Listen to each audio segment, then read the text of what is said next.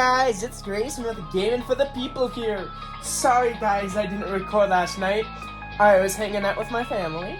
And you know what? Without further ado, I think it's time to hop back into some more Danganronpa. And if you guys like my content, please like, comment, and subscribe.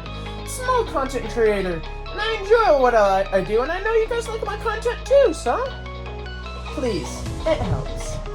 Well, let's hop into it.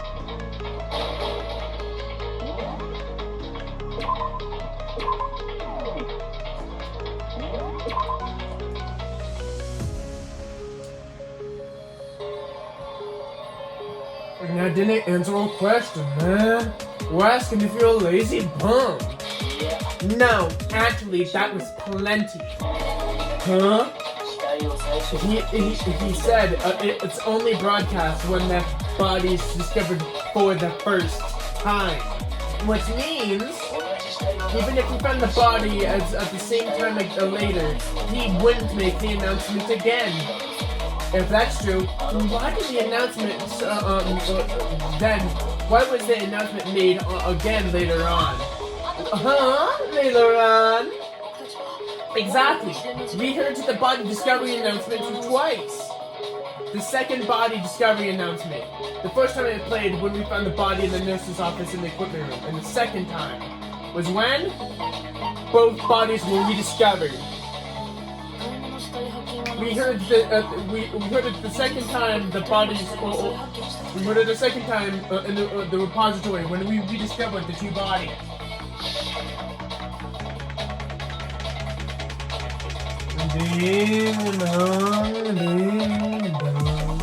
A body has been discovered after a certain amount of time, which you may use however you like. The class trial will begin. It didn't seem weird at the time, but it contradicts what Monokuma just told us, doesn't it? Exactly. If we were actually rediscovering both bodies, the announcement shouldn't have played. Then in reality, when the two bodies were rediscovered, one of them was actually being discovered for the first time. So when we found Hifumi in the nurse's, the first time in the nurse's office, he wasn't actually dead yet. Meaning,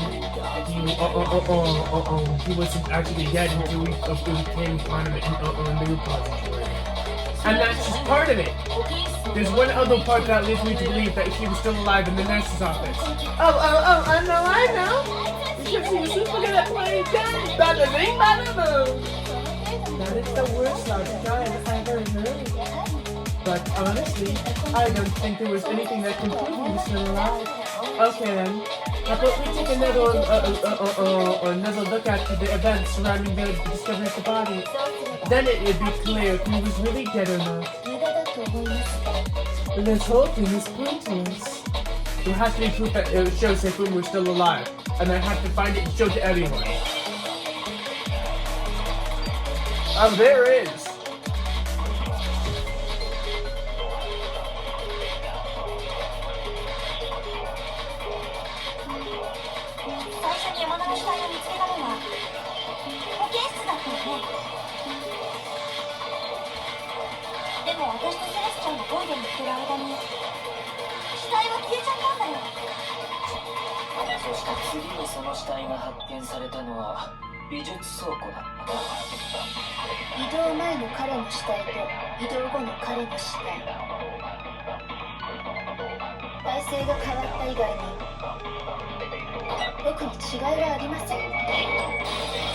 That is incorrect, Celeste. That's Cat.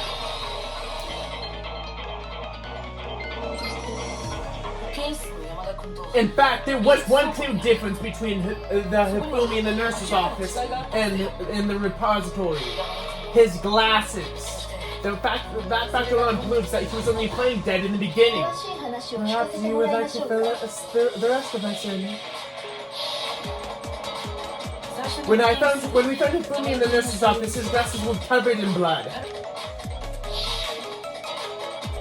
But when we found him later in the repository, they were spotless. And I found the item he used to wipe them clean in the nurse's office trash can. The evidence found in the trash can in the nurse's office was...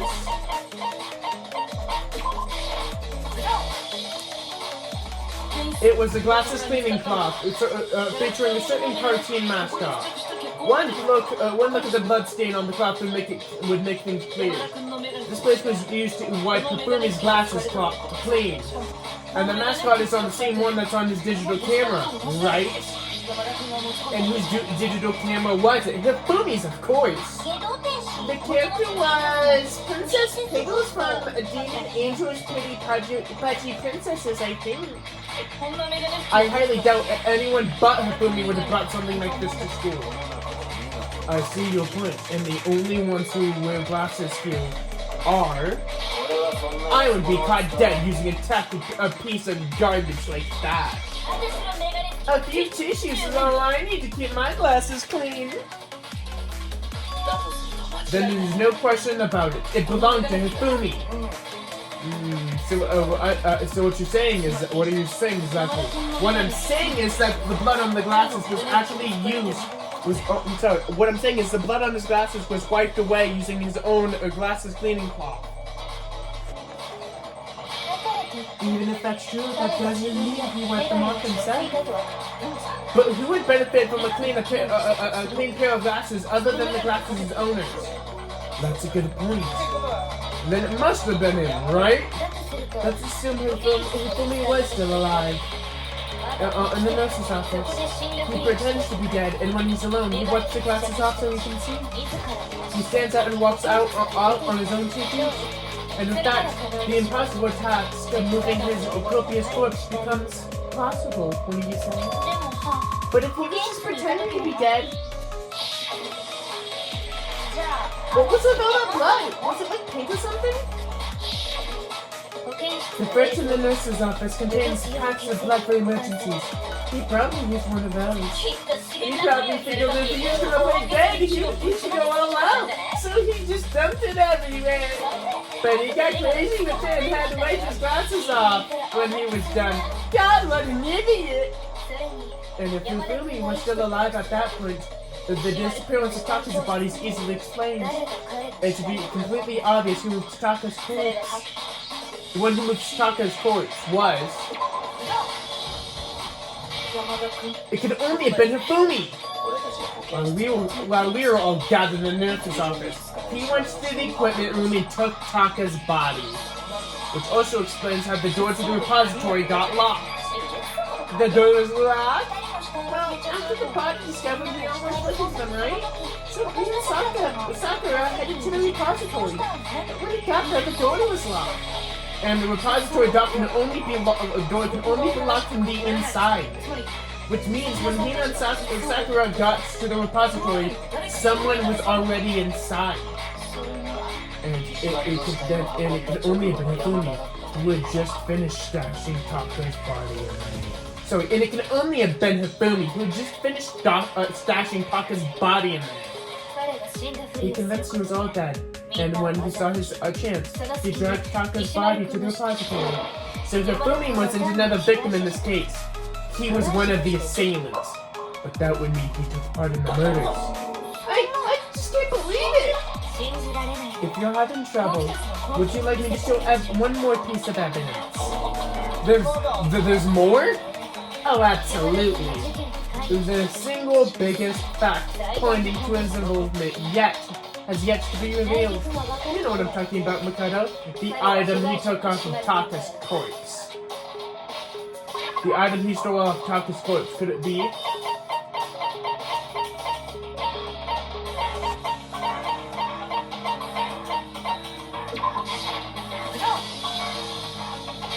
You're talking about the note Hifumi had hidden away, aren't you? A hidden note? That's right, we found it stuffed in his pants. What? In his pants? Yeah, yes, his pants. Okay, let's forget about the pants for now. Take away what the note says. I found a hole maybe we can use it to escape. Monokuma can't find out, so don't tell anyone else for now. Meet me in the equipment room at 6 a.m. That's the note that's the note I was telling you about. The one that told me where to go. Huh? But this one's a little different. Mine said, Monokuma can't find out, so don't tell anyone else for now. Let's meet in the rec room. 1 a.m. I see. So this isn't the same note Hero got. It's not the same? In other words, the killer got in touch with someone, with another person besides Hero. And that person could have only have been Taka. That's right, Taka! The killer used his notes to draw out Taka and murder him. Hello? Over here, objection! I really don't understand, but if Fumi had the letter right, so whoever wrote it wasn't trying to draw a TikTok, they were trying to draw a little happy. And just to be clear, TikTok is Taka, and Happy is Hifumi, right? Oh, yes! Why am I see a Roman every time? Seriously, man, Genocide Jack is seriously scary, but I can't let it get to me.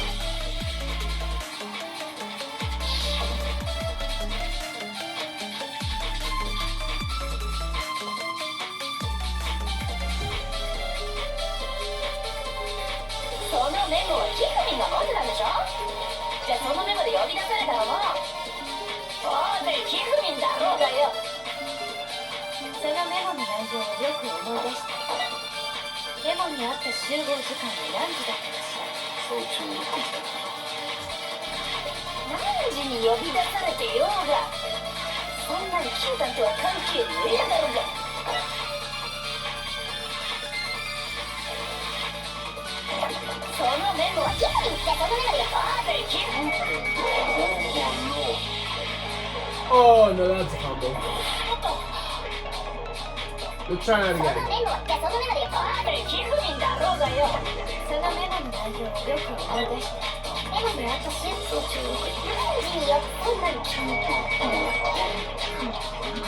Cool.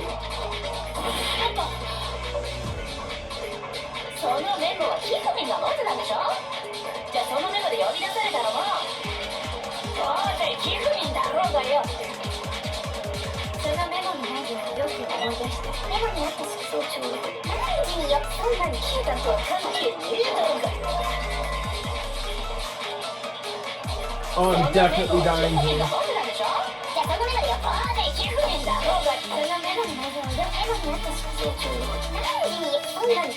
No, I'm not. Boom. Woo! That was close.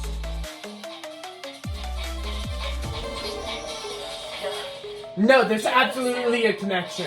What the hell are you talking about? The note sets to me at 6 a.m., which is the exact time Taka was murdered. We've already proven that using his wristwatch. But there's more. Look what the note says to me. It's the equipment room, right? Which is exactly where Taka was killed. I see. So Taka was murdered both at the time and place written in the note. That's plenty to prove that this was note was definitely meant for Taka. Well, you put it like that. No further objections. Then someone used that note to trick out Taka, same as me.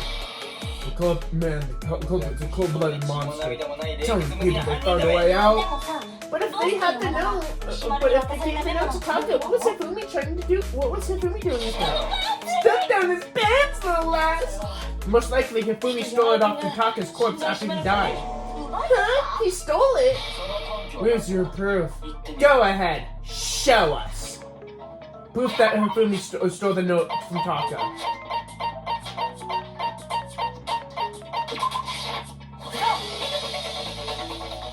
See, when I searched Taka's body, I found I saw that his lifeless body was gripping a small scrap of paper. If I'm right about this, the sheet of paper. This piece came from is. I knew it. It fits perfectly with the note we found out hidden on Fumi. Then the Taka's scrap in Hifumi's note. Yep, they're from the exact same paper. Hifumi had the notes meant for Taka. Well, Taka's corpse drops a small piece of that note. There's only one way to explain it. Taka died clutching the note. Hifumi tried to free the note from his death grips, leaving only that one small strip. Did I get that right? Which means Hifumi knew the note was important. Exactly.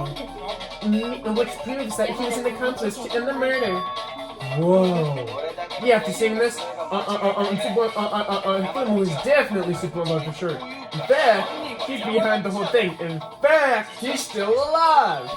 Sorry, no. When we find him again, repository, Hifumi was truly and completely dead. The second body discovery announcement proves that. So then, who killed Hifumi?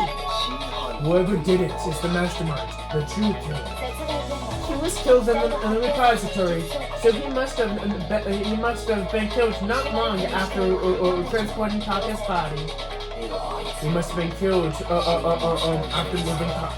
Taka's body vanished, before both bodies were discovered in the repository.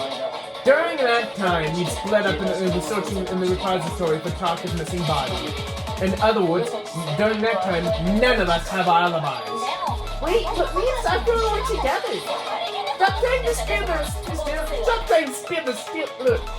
steal the spotlight, you stupid walrus. Who are you calling a walrus? Anyway, when they were both killed, bothers me too. But there's something that bothers me even more. And what might that be? The weapon they used to kill Hifumi. A weapon? Yeah, because according to the Monokuma file, they were killed with almost the exact same weapon with similar fractions on them. But just as him 3 and 4 were just laying around in the nurse's office and the equipment room, right? So if Hifumi was killed in the repository, and the culprit would have had to grab one of the hammers to kill Hifumi, then put the hammer back where they found it. Well, wouldn't that be seriously risky for them? I'm surprised there's some semblance of a brain knocking around in that skull of yours after all. Hell yeah, it's packed in there good and tight. He's right though, I don't understand it either. The Monokuma makes it clear that they were killed with similar instruments. But if the hammers were already laying around in those other rooms. So the question is, how could the culprit gotten their hands on either of the hammers? Personally, I haven't a clue. So, what solution was used to attack Celeste? 1 or 2? Those were accounted for in other ones too. And I don't think either one of them is big enough to kill someone. Is it possible? Not possible they used a different weapon? I don't think it's possible. They were killed with the same thing, right? So what was used to kill Hifumi? The weapon that was actually used to kill Hifumi. The whole picture of this case won't become clear until we figure that out. Somehow, I have to find out the truth.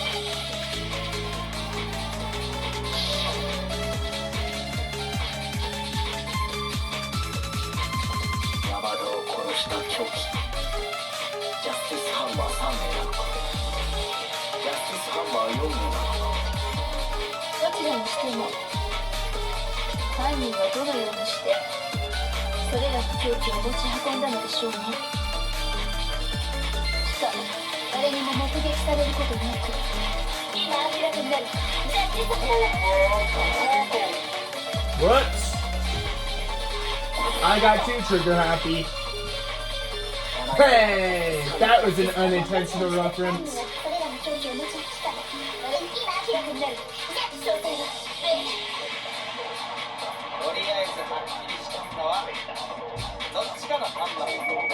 There we go.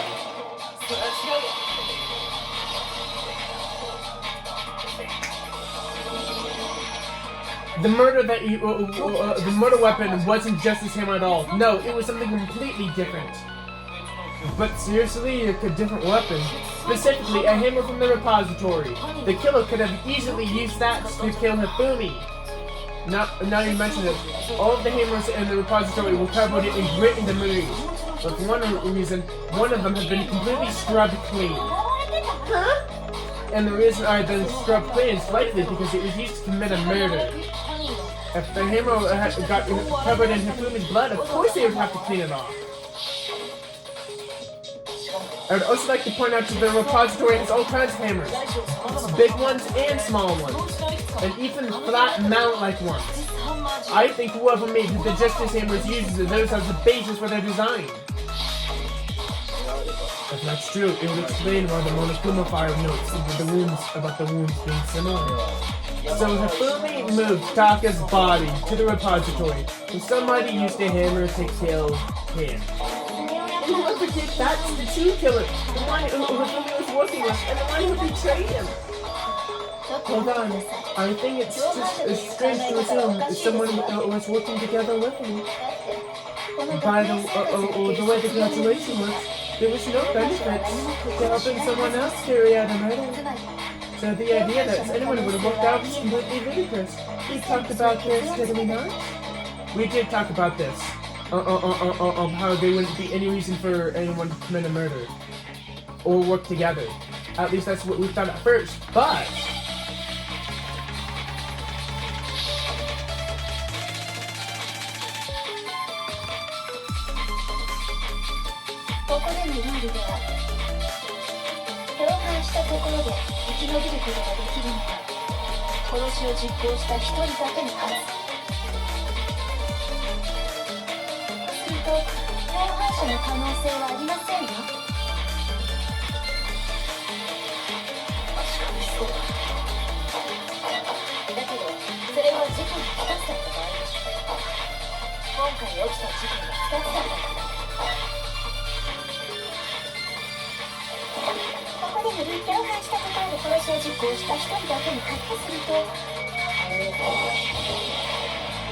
Shut up, Celeste.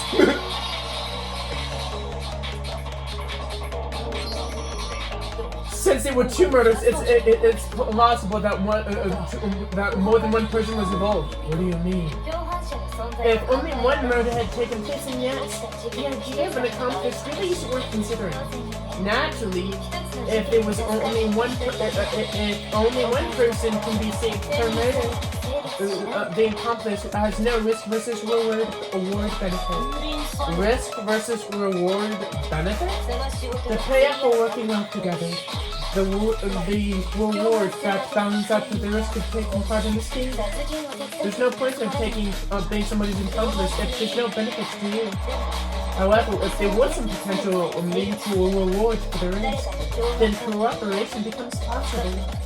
You're saying that two people could act as each other's accomplices to commit two separate murders. I think that's what the true killer could have done. They would each have an accomplice for their own crime. And on the basis of the case's events, Hifumi would have been the first one to act and murder Taka. They made him carry out the first murder so he couldn't back out of helping them later on. So in this case, there wasn't one single person committing multiple murders. Instead, each person killed someone, creating two separate incidents. It only looked like that because that's how the true killer designed it to look. A very suspicious individual, a suspicious weapon used in each crime, and disappearing bodies. Creating one seamless set of circumstances, they made it look like one person was behind it all. The mastermind picked their target and managed to convince them to go along with their plan. And then, to avoid the no accomplices rule, they simply killed their accomplice. Which, if true, that means they were planning on betraying Hifumi. Which, if true, means that betraying Hifumi is part of the plan from the very beginning. That's just awful! How can anyone be so cruel? You think so? I can't help but admiring its cunning. However, I feel their choice of accomplice seems rather odd. The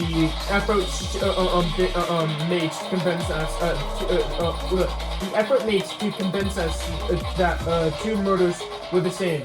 The characteristics of this time. Kyoko must have noticed that from the fact from the very beginning, which is why she told us to look at not to look at this as a series of connected events, but two separate incidents. Kyoko really is amazing, though. When you think about it, she's almost too amazing. Like, it's almost unnatural how good she is at this. I understand how an accomplice could be evolved, but then who was pulling the strings? That's problem numero uno right now. The true killer who manipulated Hifumi to carry out the murder, and in the end murdered him. And the debate up until now, the way this case had unfolded, when you consider all of that, there's only one person who seems to be fixed. Alright guys, I'm gonna stop it there. Again, if you guys like my content, please like, comment, and subscribe. And this has been Grayson of Gaming for the People. Peace.